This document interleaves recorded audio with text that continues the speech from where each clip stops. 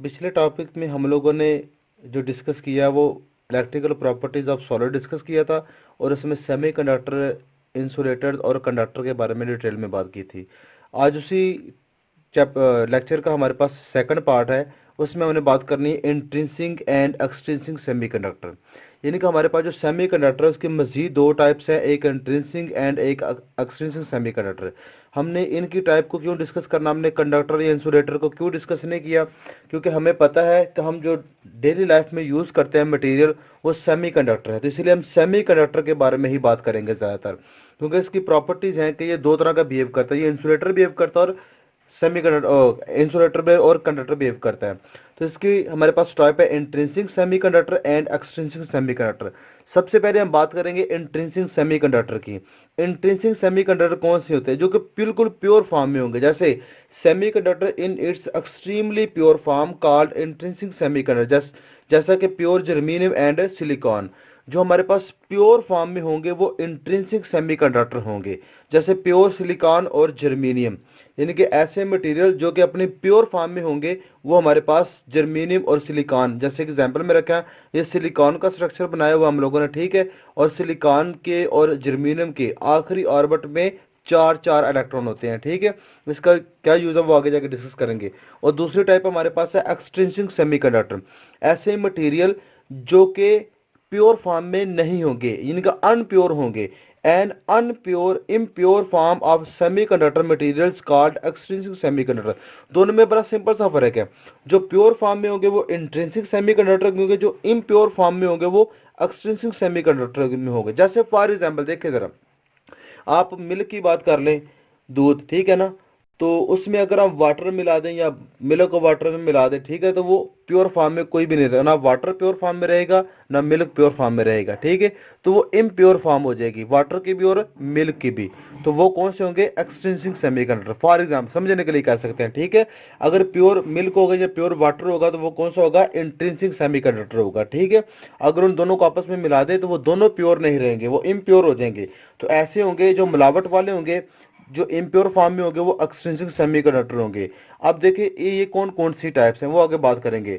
देखिए प्योर वाले तो एक ही जगह पे यूज हो सकता है, जो इम्प्योर है हम उसको अपनी मर्जी से बना सकते हैं, ठीक है। तो इसलिए हम सबसे पहले बात करेंगे कि इंसुलेटर, कंडक्टर और सेमीकंडक्टर में किसको फॉलो किया? सेमी को।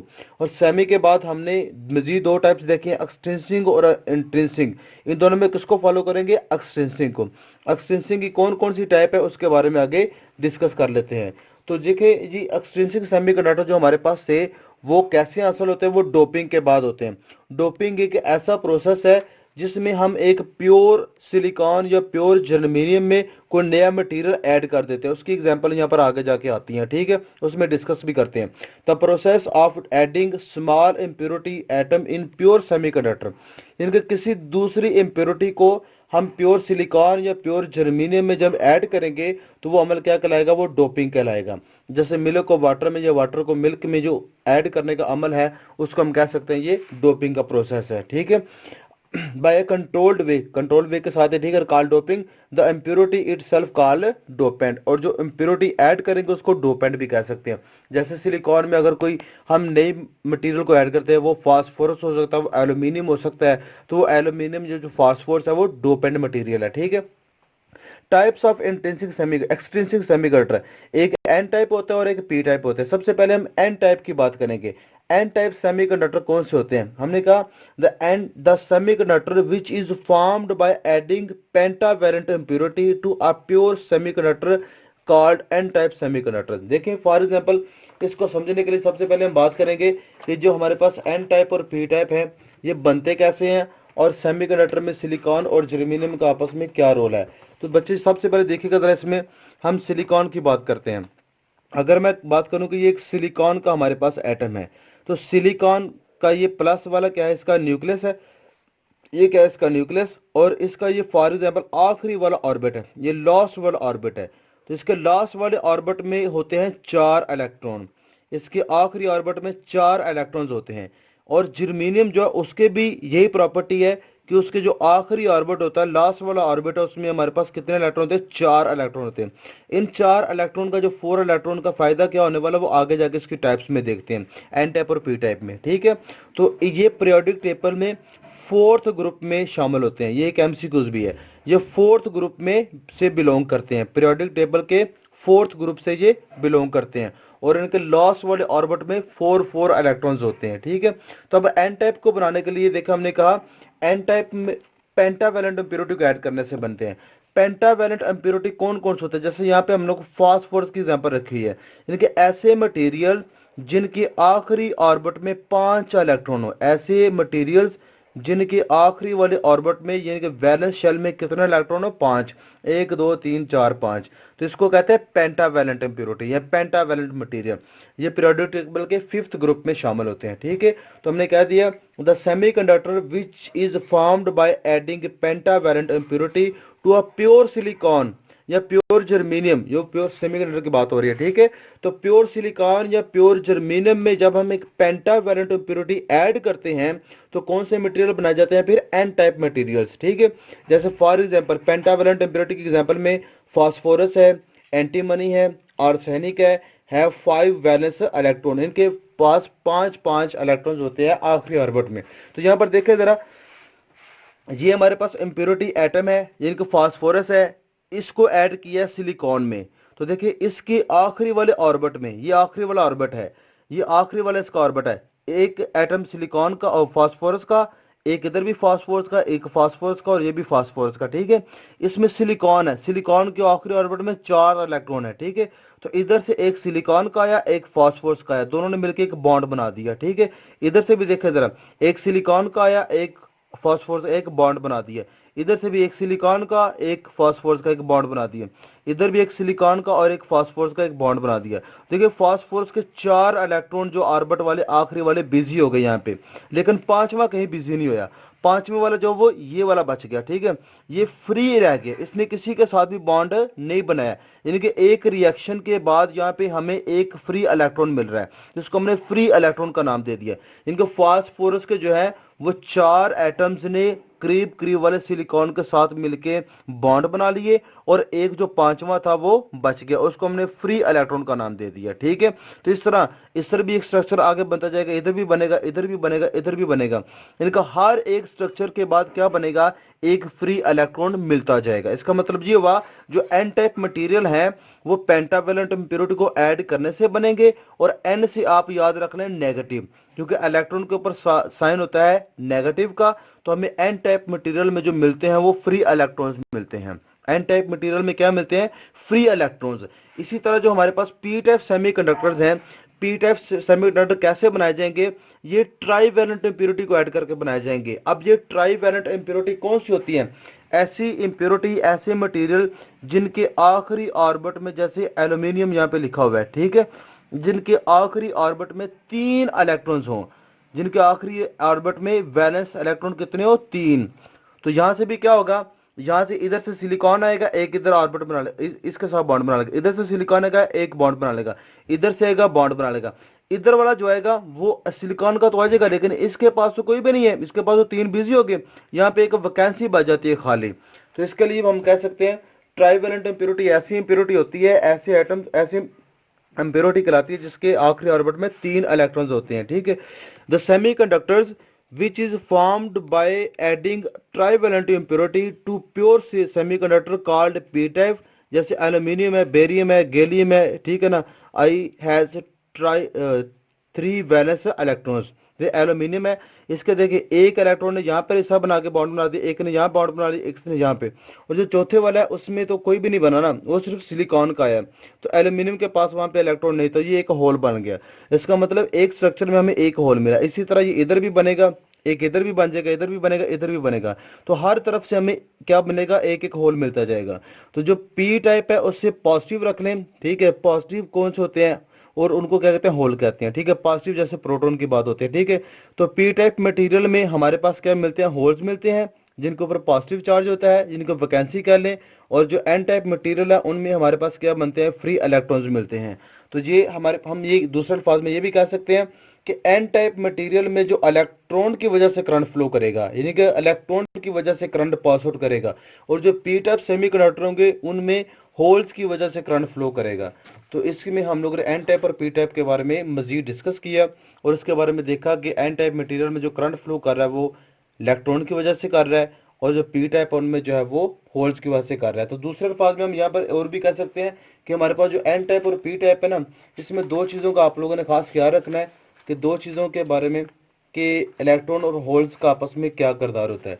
तो बच्चों एन टाइप के बारे में ये दो चार बातें आप साथ में लिख भी लीजिएगा। साथ में एन टाइप मटेरियल में आपने सबसे पहले ये बात करनी है कि एन टाइप मटेरियल में हमारे पास जो माइनॉरिटी चार्ज कैरियर्स होते हैं, यानी कि जो माइनॉरिटी होते हैं, कम तादाद में होते हैं, वो क्या होते हैं? होल्स। माइनॉरिटी क्या होते हैं? होल्स। ये मैं लिख लेता हूँ, माइनॉरिटी क्या होते हैं? होल्स। और जो मेजोरिटी होते हैं, ज़्यादा तादाद में बनते हैं, वो हमारे पास इलेक्ट्रॉन्स होते हैं। मेजोरिटी में हमारे पास क्या बनेंगे? इलेक्ट्रॉन्स होंगे। तो ये आप लोग कह सकते हैं कि इलेक्ट्रॉन्स इसमें मेजोरिटी मतलब ज़्यादा मिकदार में, मिनोरिटी मतलब कम मिकदार में। और जो एन टाइप के बाद पी टाइप आएंगे, पी टाइप में उलट हो जाएगा। ठीक है, पी टाइप में क्या होगा? मिनोरिटी हमारे पास कौन से होंगे? इलेक्ट्रॉन। मिनोरिटी हमारे पास बनेंगे इलेक्ट्रॉन्स, और जो मेजोरिटी हैं वो क्या बनेंगे? होल्स बनेंगे। तो मेजोरिटी हमारे पास जो है वो क्या बनेंगे? होल्स। मेजोरिटी हमारे पास बनेंगे होल्स। तो यहीं से पता चल रहा है कि जो चीज़ हमारे पास ज़्यादा है उस वजह से करंट फ्लो करेगा। एन टाइप में मेजोरिटी ज़्यादा मिकदार में इलेक्ट्रॉन्स है, इनकी वजह से करंट फ्लो करेगा। पी टाइप में मेजोरिटी होल्स है, तो इसमें होल्स की वजह से करंट फ्लो करेगा। ठीक है, ये एक एमसीक्यूज है पेपर के लिए, तो इसको याद कर लीजिएगा। ये अक्सर पेपर में पूछा भी जाता है, तो इसको आप लोगों ने याद कर लेना ऐसे कैसे। इस तरह कंडक्शन की बात कर लेते हैं। Electrical conduction bye electrons and holes. Holes और इलेक्ट्रॉन की वजह से कंडक्शन कैसे होती है, करंट कैसे फ्लो करता है। जैसे बच्चे सबसे पहले बात ये देखें, पॉजिटिव का मतलब होता है खाली जगह, वैकेंसी है। ठीक है, तो इलेक्ट्रॉन ने इसके ऊपर बैठना होता है। ठीक है, तो सबसे पहले बात देखें, हमारे पास ये वाला ए कुछ ए बी सी डी ये पॉइंट बनाए हुए हैं। ठीक है, तो ये कुछ जगह हमारे पास बनी है। सबसे पहले देखें, हमारे पास यहाँ पर एक वैकेंसी थी, इसके ऊपर इलेक्ट्रॉन बैठा हुआ है। ठीक है, यहाँ पर भी हमारे पास, यहाँ से स्टार्ट कर ले, इधर से स्टार्ट कर ले, कोई प्रॉब्लम नहीं है। ठीक है, सबसे पहले देखें जरा, इधर इलेक्ट्रॉन ऐसे करके हैं, ये हमारे पास एक खाली वैकेंसी है, पॉजिटिव है, यानी कि ये होल है। तो इधर से इलेक्ट्रॉन क्या करेगा? इधर आके बैठ जाएगा। ठीक है, क्योंकि इसके पास होल है। एक रूम में कह लें 1 2 3 4 चेयर्स पड़ी हुई है। ठीक है, तो इन तीनों के ऊपर बच्चे बैठे हुए हैं, ये इलेक्ट्रॉन बनाए मैंने। ठीक है, तो ये वाली खाली है, इसके पास कोई भी इलेक्ट्रॉन नहीं है, कोई नहीं बैठा हुआ, तो ये इलेक्ट्रॉन यहाँ पर आके बैठ सकता है। तो ये इलेक्ट्रॉन यहाँ पर आके बैठ गया, तो यहाँ पे देखिए ये इलेक्ट्रॉन यहाँ पे हमने बिठा दिया, और पीछे अगर ये यहाँ पर आकर बैठ गया तो इधर क्या बन जाएगा? पॉजिटिव जगह, तो ये पॉजिटिव होल बन गया, यानी कि इस पे स्पेस बन गई है। अब क्या होगा कि ये जो पीछे वाला ये यहाँ पर आके बैठ सकता है। अब ये वाला यहाँ पर बैठ गया, तो यहाँ पर शो कर लिया कि ये वाला आके यहाँ पर बैठ गया। अब यहाँ पर होल बन गया, तो यहाँ पर ये होल शो कर लिया। ठीक है, इसी तरह ये वाला जो इलेक्ट्रॉन है अब यहाँ पर बैठ सकता है। ठीक है, अब यहाँ पर ये बैठेगा, तो ये वाला इधर शो कर लिया, यहाँ पर आ गया, और ये पीछे एक होल बन गया। ठीक है, इस तरह चार्जेस मूव करते जाएंगे। ये आप देखेंगे तो इलेक्ट्रॉन ऐसे मूव कर रहे हैं और होल्स ऐसे मूव कर रहे हैं ऊपर को, यानी कि दोनों की डायरेक्शन देखने में ऐसे लग रही है जैसे अपोजिट है। तो आप यहाँ पे कह सकते हैं कंडक्शन इस तरह होती है। असल में मूव कौन करते हैं? इलेक्ट्रॉन मूव करते हैं। तो इलेक्ट्रॉन मूव तो करते हैं, लेकिन हमें दिखने में ऐसे महसूस होता है कि होल्स भी मूव कर रहे हैं। ठीक है, इनके दोनों की डायरेक्शन आपस में अपोजिट होती है। अगर इलेक्ट्रॉन ऐसे मूव कर रहे हैं तो होल्स पीछे को बचते जा रहे हैं। ठीक है ना, खाली जगह को पीछे से इलेक्ट्रॉन आगे बैठेगा, पीछे होल बन जाएगा, मजीद आगे बैठेगा तो होल बनते जाएगा। ठीक है, तो इस तरह करके पीछे इलेक्ट्रॉन आगे मूव करेंगे, होल पीछे को मूव करते जाएंगे, तो ये एंटी पैरेलल डायरेक्शन में मूव करते हैं। जैसे यहाँ पर बनाया हुआ है, ये होल है, होल की डायरेक्शन इधर बनाई है, इलेक्ट्रॉन की डायरेक्शन इधर को बनाई है। ठीक है, इलेक्ट्रॉन आगे बैठते जाएंगे, होल्स पीछे बनते जाएंगे। ठीक है, इस तरह ये मूव करते होते हैं। ये हमारे पास जो है कंडक्शन की बात हो रही थी। इसके बाद हमारे पास है super conductors. Super conductor material कैसे होते हैं? यानी कि आप ये कह सकते हैं कि ऐसे कंडक्टर जो एक खास टेम्परेचर के बाद, एक खास टेम्परेचर के बाद अपनी जो रेजिस्टेंस है वो जीरो शो कर देते हैं। यानी कि आपको पता है कि हर चीज के पास रेजिस्टेंस तो जरूर होती है, यानी कि रेजिस्टेंस अगर है इसका मतलब वहां पर रुकावट भी जरूर होगी। रेजिस्टेंस का मतलब तो मज़ाहमत ही होता है ना, रुकावट होती है। तो ऐसे मटेरियल, ऐसे कंडक्टर जो एक खास टेम्परेचर के बाद जाके अपनी रेजिस्टेंस को जीरो शो कर दे, जब उनकी रेजिस्टेंस बिल्कुल जीरो हो जाएगी तो इसका मतलब यह है कि वो क्या बन जाएंगे? सुपर कंडक्टर बन जाएंगे। The materials whose resistivity approaches to zero below a certain temperature called superconductor. First superconductor discovered by एक साइंटिस्ट का नाम है ऑर्नेस्ट इन 1911 में इसने सबसे पहले सुपर कंडक्टर जो है वो बनाया, और सबसे पहले सुपर कंडक्टर जो बनाया गया था वो मरकरी बनाया गया था। ठीक है। और यहाँ पे क्रिटिकल टेम्परेचर की डेफिनेशन क्या है, क्योंकि एक खास टेम्परेचर के बाद उसको क्रिटिकल टेम्परेचर का एक खास टेम्परेचर पर जाकर जिस टेम्परेचर के बाद वो कंडक्टर सुपर कंडक्टर बन जाएगा उस टेम्परेचर का नाम है critical temperature. The material have zero resistivity below a certain temperature called critical temperature. तो कुछ हमारे पास लो क्रिटिकल टेम्परेचर होते हैं, कुछ हाई टेम्परेचर सुपर कंडक्टर होते हैं। तो इनके दोनों की डेफिनेशन बुक्स के ऊपर वाज़ेह तौर पे लिखी हुई है। ठीक है। सुपर कंडक्टर के में हाई टेम्परेचर कंडक्टर जो हमारे पास है उसके बारे में अगर डेफिनेशन देखें तो मैं आगे बयान भी कर देता हूँ उसके बारे में। हाई टेम्परेचर सुपर कंडक्टर जो है वो ऐसे टेम्परेचर ऐसे होंगे जो 75 केल्विन से लेकर 125 केल्विन तक जो वो सुपर कंडक्टर बनते हैं। The superconductor with critical temperature above 77 kelvin are called high temperature, यानी कि 0 से लेकर 77 से नीचे तक जो सुपर कंडक्टर बन जाएंगे वो लो टेम्परेचर होंगे, और जो 77 से लेकर ऊपर 125 तक जाके वो हाई टेम्परेचर सुपर कंडक्टर होंगे। ठीक है। इनकी एग्जांपल्स भी बुक के ऊपर लिखी हुई है, वो नेक्स्ट लेक्चर में इंशाल्लाह मैं उसको बड़ी डिटेल के साथ बयान करूंगा। एप्लीकेशन इनकी कहाँ पर है, magnetic resonance imaging, magnetic levitation, powerful and small Motors, fast computer chips. ठीक है। या फिर आप ये कह सकते हैं फास्ट मूविंग ट्रेन में भी इनको यूज किया जाता है। ठीक है।